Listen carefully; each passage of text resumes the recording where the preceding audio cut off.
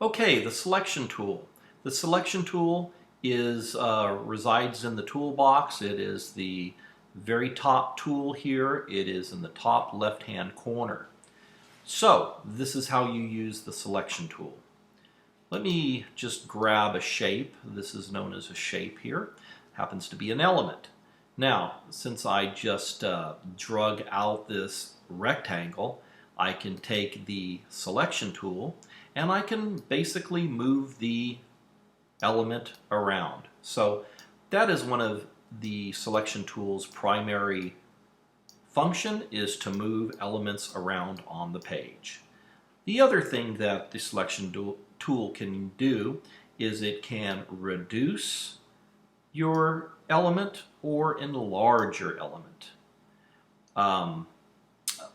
You can put your pointer on one of these little handles, like this one here or this one here, and once you get real close to the handle, you will notice that there is a little, I call it a switching arrow, but it is an arrow that's kind of going vertical and horizontal.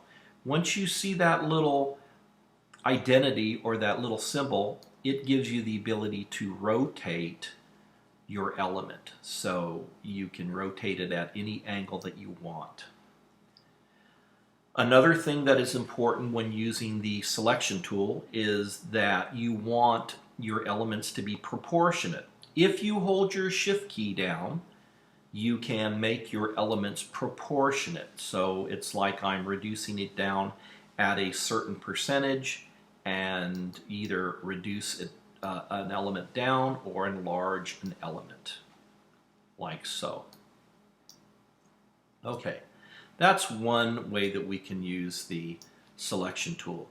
Now I'm going to get another element, which happens to be type. I'll just type in the word type and I'll get my selection tool. And once I select the selection tool, you will notice that this element, which happens to be type, has these little handles, also known as open quads, all the way around it. The rectangle basically has the same thing, but not as many handles. Now what I can do is, once I select the type, you can very basically just pull it on one of the corners and you can enlarge your type or pull it downward and reduce your type. Once again, hold your shift key down and your type is in proportion. It is proportionate. Now, same thing with the corners. You will get that little switcher tool so that you can rotate your type as well. So you can rotate your type at any angle, whether it be vertical, horizontal, or at any angle you can rotate type.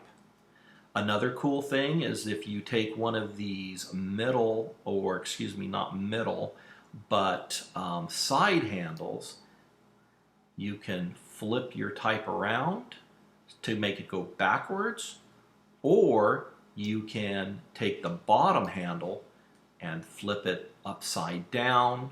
You can also take the top handle and flip it upside down as well.